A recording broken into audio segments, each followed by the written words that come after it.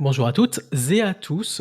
Aujourd'hui, j'avais envie de prendre le micro pour vous montrer comment cette semaine j'ai pu résoudre une, question très concrète de droit social à l'aide de l'intelligence artificielle. Alors, l'intelligence artificielle, c'est quelque chose qui est dans l'air du temps. C'est quelque chose de considéré par certains comme aussi impactant pour l'humanité que l'invention du feu, de l'électricité ou internet, pas moins.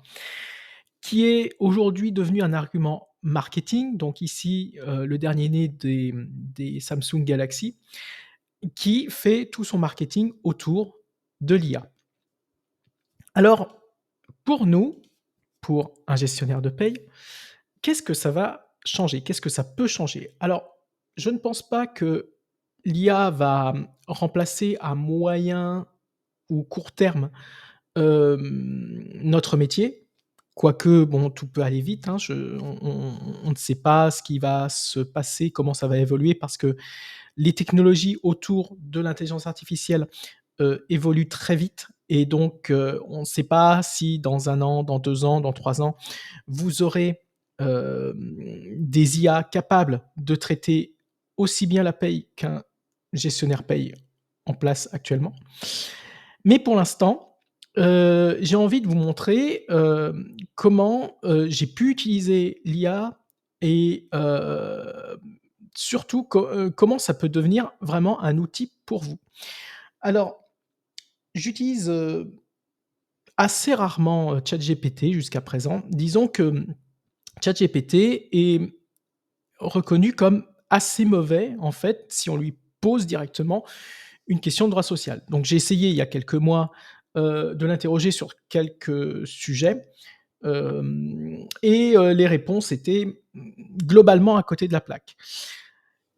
Alors, j'ai pris quelques notes et je vais vous exposer la situation qui est arrivée à un proche, d'une des salariées du cabinet, salarié qui ne travaille pas du tout au social et donc qui a souhaité, nous interroger sur cette problématique. Donc on est dans un cas où on est plutôt du côté du salarié.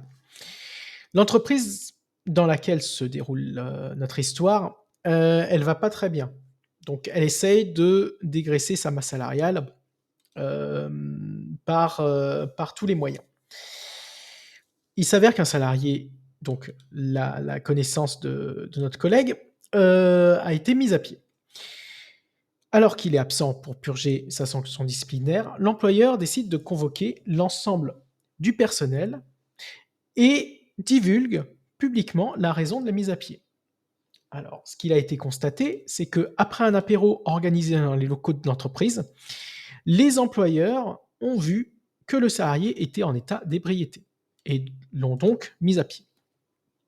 La question est la suivante: l'entreprise a-t-elle le droit de donner publiquement les raisons de cette sanction disciplinaire? Et bien sûr, il va falloir argumenter et justifier. Le premier élément de réponse, c'est, quand on s'interroge en tant que soi-même gestionnaire paye ou, qu'on interroge d'autres gestionnaires paye dans l'équipe, notre instinct nous dit tous que l'employeur n'a clairement pas le droit de faire ça.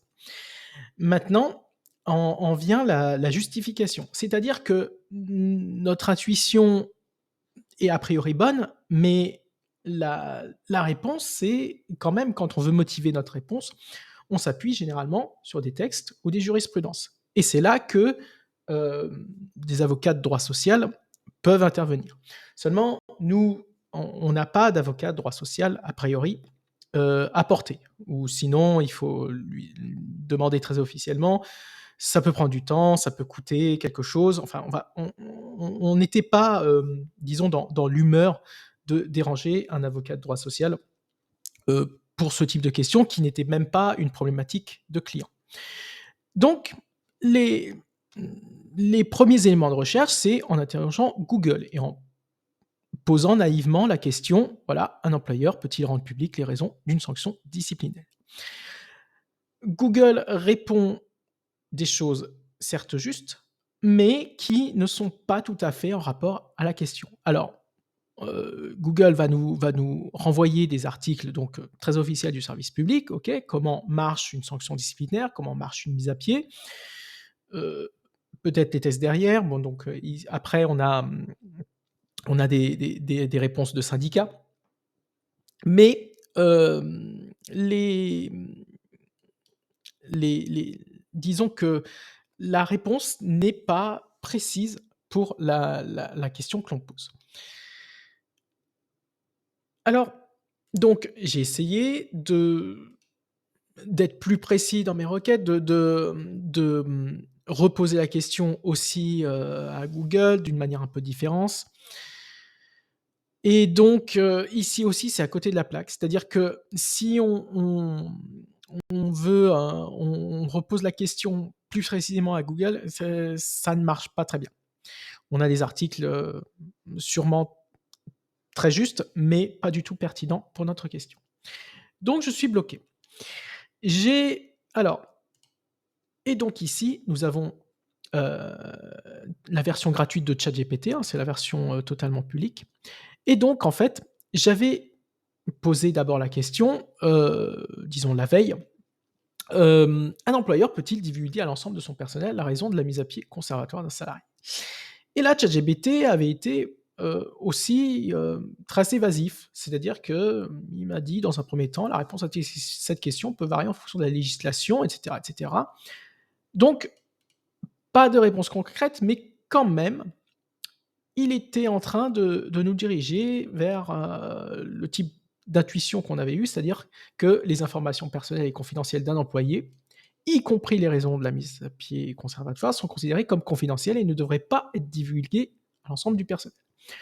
Le problème de cette réponse, c'est que, bah, comme une réponse de gestionnaire paye, enfin nos premières réponses, c'était que, bah, non évidemment, mais, il y a pas on n'a pas de texte pour appuyer ça. Je suis revenu, disons, je crois le soir, pour, réfléchir un petit peu et me dire: «Est-ce que j'ai posé la bonne question?» Et en fait, je suis arrivé à une nouvelle question. C'est-à-dire, j'ai demandé: «Un employeur peut-il, en France, rendre publiques les raisons d'une sanction disciplinaire d'un salarié?» ChatGPT a commencé à répondre et les réponses sont devenues très intéressantes. Alors, là, le premier élément de réponse, c'est que l'employeur est tenu de respecter le devoir de confidentialité en ce qui concerne les informations relatives aux sanctions disciplinaires. Donc, il il reprend sa dernière réponse, mais a l'air de plus en plus précis. Et donc, en règle générale, il nous dit: «L'employeur doit veiller à préserver la vie privée et la réputation du salarié en ne divulguant pas publiquement les raisons des sanctions disciplinaires». OK. Là, je lui ai commencé à le cuisiner. C'est-à-dire que: «As-tu un texte de référence ou jurisprudence qui confirme les affirmations ci-dessus?» Et donc là, bingo, il nous sort 3 sources qui ont 3 plutôt 3 raisons, qui appuieraient, son argumentation. Donc d'abord, quelque chose qui vient du code du travail. En plus, c'est du droit commun, donc ça reste du pain béni, qui stipule que l'employeur doit respecter la vie privée des salariés et prend toutes les mesures nécessaires pour garantir leur sécurité et leur santé physique et mentale. Deuxième élément de réponse, le règlement intérieur de l'entreprise, qui peut être pertinent, qui peut ne pas l'être parce qu'évidemment, on ne connaît pas les circonstances, enfin on ne connaît pas l'entreprise en question, si l'entreprise a un règlement intérieur ou pas. Donc c'est un petit élément de réponse et ensuite, dernier point qui est le plus intéressant, il invoque la jurisprudence française en disant que les tribunaux français ont souvent confirmé le principe de confidentialité des sanctions disciplinaires et même mieux, la cour de casse et donc quand on est en droit social, on aime bien invoquer la jurisprudence de la Cour de cassation puisque ça reste des jugements de fond et qui ont vraiment une vraie valeur dans ce type de problématique. OK, donc ça a l'air intéressant et donc je lui ai demandé carrément de me citer des arrêts de la jurisprudence française et à ce moment-là, réponse très précise avec des arrêts dont les conclusions sont assez similaires d'ailleurs, qui nous dit que la Cour de cassation a confirmé que la divulgation publique des sanctions disciplinaires sans justification valable peut constituer une atteinte à la vie privée. Aussi, encore l'argument de l'atteinte à la vie privée ici et enfin, dans le 3e exemple qui est donné, peut être considéré comme une atteinte à la vie privée. OK. Heu, donc on y est presque. Il suffit maintenant de trouver les sources. Les sources, je les ai cherchées, sur Google, donc en filtrant un peu sur la cassation, sociale et je n'ai rien trouvé.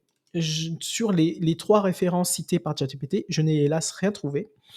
Alors, c'est difficile de croire que, ChatGPT aurait inventé ces arrêts de cour de cassation, c'est difficile à croire, mais comme il ne l'a pas justifié, comme c'est les arrêts en question, je ne les ai pas trouvés, bah, on est en droit de se demander est-ce que ChatGPT dit la vérité?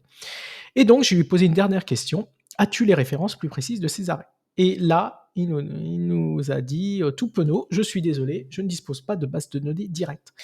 Et j'avoue que c'est quand même assez effrayant. C'est-à-dire que, en posant les bonnes questions, on arrive à avoir, quelque chose d'assez précis et je pense que, donc l'IA a encore des évidemment des progrès à faire, mais on est quand même proche, d'un excellent résultat. Alors, heu, quel va être, du coup, l'avenir, du métier, en fait, quand nous, gestionnaires paye, nous allons, cohabiter avec les intelligences artificielles? Je pense qu'on aura, de plus en plus souvent recours à, ce type de discussion et je pense que les compétences, du métier vont plus glisser vers comment est-ce qu'on interroge correctement, les intelligences artificielles pour donner de bonnes réponses, dans des cas très concrets de droit social. Alors j'espère que cette vidéo vous a donné envie de vous intéresser un peu plus profondément à l'intelligence artificielle. Comment est-ce qu'elle pourrait, impacter votre métier et comment vous pourriez maintenant l'utiliser un peu plus souvent? Ou peut-être l'inverse, peut-être que, finalement ça ne vous intéresse pas. Mais en tout cas, je vous remercie de m'avoir écouté et je vous souhaite une très bonne journée et une bonne fin de cycle de paye.